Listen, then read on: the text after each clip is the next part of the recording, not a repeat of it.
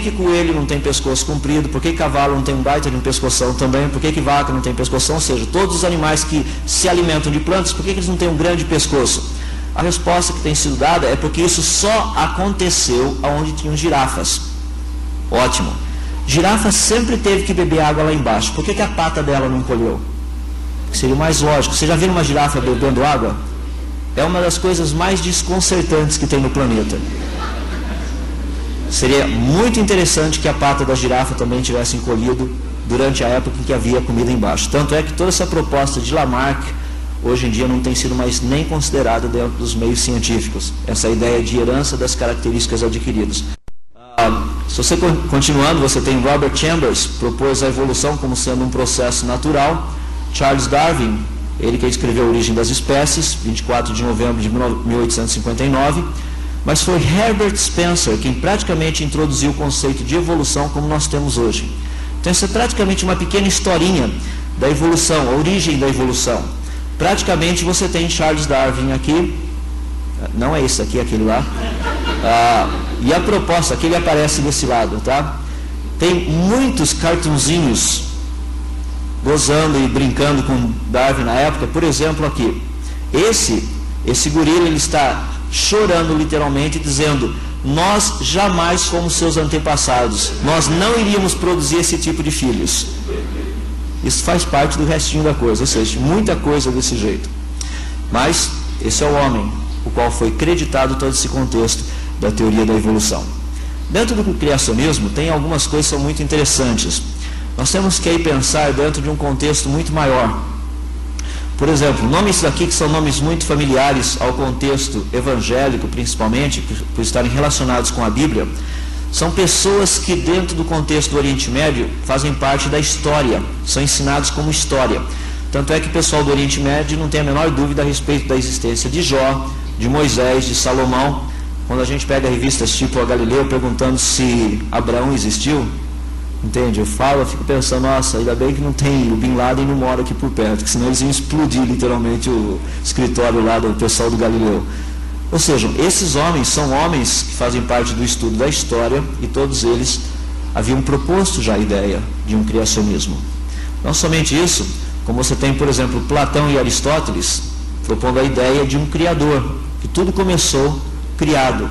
Platão inclusive dizia que o universo não é eterno. Aristóteles acreditava que o universo foi criado e que ele é eterno. Desculpe-me, aqui ele dizia que não é eterno. Aristóteles já acreditava que ele era eterno. Ele aceitava a redondeza da Terra. Também aceitava a geração espontânea de vermes, larvas, vespas e carrapatos. Ninguém é perfeito. Então dá para perceber um pouquinho dele. Mais recentemente você tem homens como Johannes Kepler, que acreditava que Deus havia criado todo mundo. Tanto é que ele disse: o mundo da natureza, o mundo do homem e o mundo de Deus, todos eles se encaixam. E falar a respeito do Criador que trouxe à existência todas as coisas. Então você percebe Kepler. Outro, como eu já mencionei, Newton, que aceitava a Bíblia como autoridade em todos os assuntos. Tanto é que ele dizia que a ciência não existe para provar a Bíblia, mas sim a Bíblia para nos dirigir à boa ciência. Outro, Leonard Euler, foi um grande matemático, dizia o seguinte: sendo que a estrutura do universo é o mais perfeito e o trabalho de um sábio criador, nada acontece no universo sem que uma regra de um máximo ou de um mínimo apareça. Ou seja, tem muitos homens na área de ciência que estão relacionados ao criacionismo, que é algo bem antigo por se falar nisso. James Clerk Maxwell criou as equações, as equações relacionadas com eletricidade e magnetismo, teoria dos gases, teoria cinética dos gases. Também escreveu sobre a infalibilidade e a inerrância da Bíblia.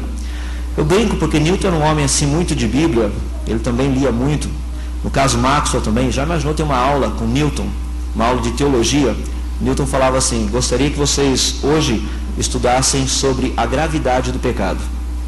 Isso é um negócio interessante, porque gravidade ele entendia bastante, entendia de teologia, então colocava os dois juntos.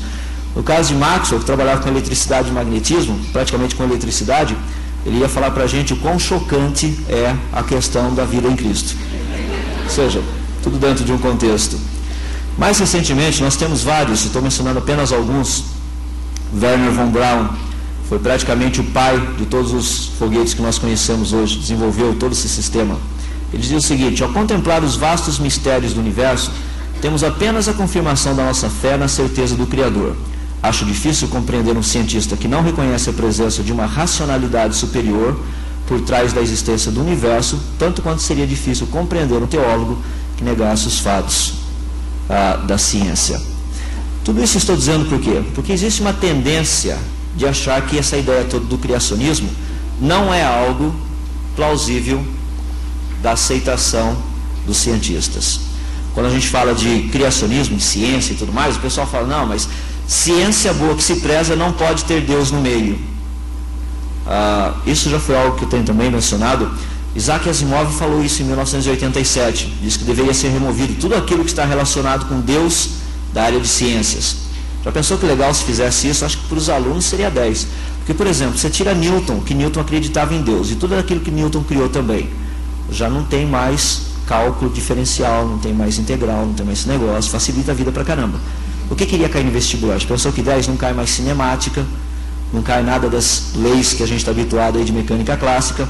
Tira, por exemplo, o Leonhard Euler também, que era outro que acreditava em Deus. Tira tudo aquilo que ele nos deu. Não tem mais o número E, o 2.71, 82, 81, todo aquele negócio lá já foi embora também. Logaritmo natural desapareceu. Tudo isso daí fica fácil para a gente. Tira Maxwell. Falando isso, tirar Maxwell, vai toda a parte eletrônica junto também, né? Eu não tenho computador, não tenho laptop, não tenho filmador, não tem mais nada aí. O que eu acho interessante é que quando a gente estuda a história, dá uma olhadinha, são mais de 150 grandes nomes relacionados com a área de ciência, que eram homens que aceitavam esse livro na íntegra. E hoje nós somos debochados por crer em Deus. Por que eles não debocham desse pessoal também? Deveriam fazer, se querem ser consistentes, deveriam fazer a mesma coisa.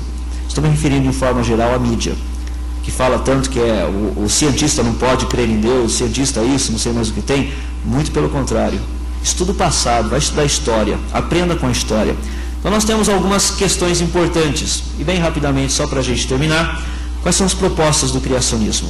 Vou passar rápido, porque amanhã nós trataremos com mais detalhes de todo o negócio. Só pequena promoçãozinha, amanhã cedo nós vamos falar especificamente da questão do dilúvio, os detalhes todos. Vamos tratar inclusive da existência dos dinossauros e seres humanos, os dois juntos. Como que os dinossauros desapareceram? Quais são as propostas para isso? O que está envolvido? Para quem nunca viu um dinossauro de verdade, venha para ver um dinossauro de verdade, porque tem um dinossauro de verdade para ser mostrado, em fotografia ainda. Não computação gráfica, fotografia, tá? Então, as propostas do criacionismo são as seguintes. A primeira delas, que todas as coisas criadas constituem o produto de um ato único e soberano por parte de um Criador, Deus, que é onisciente, onipotente e é pessoal também, como já foi dito aqui, o qual não depende da sua criação para a sua existência, nem é parte dela.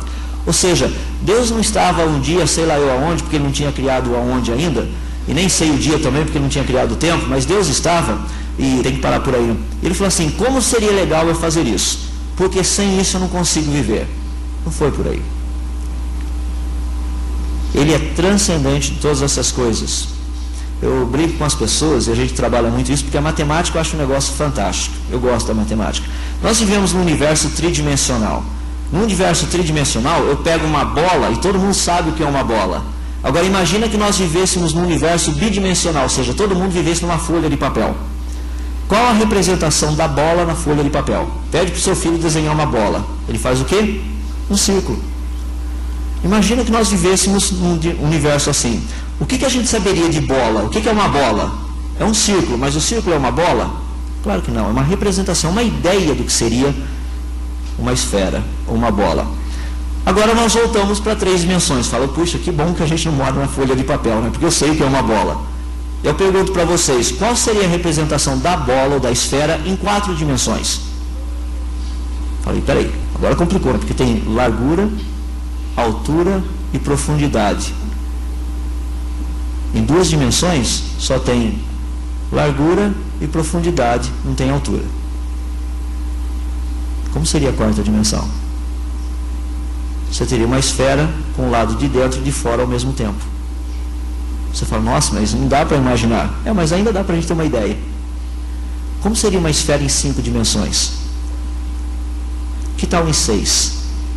Em 7? Em 8? somos limitados.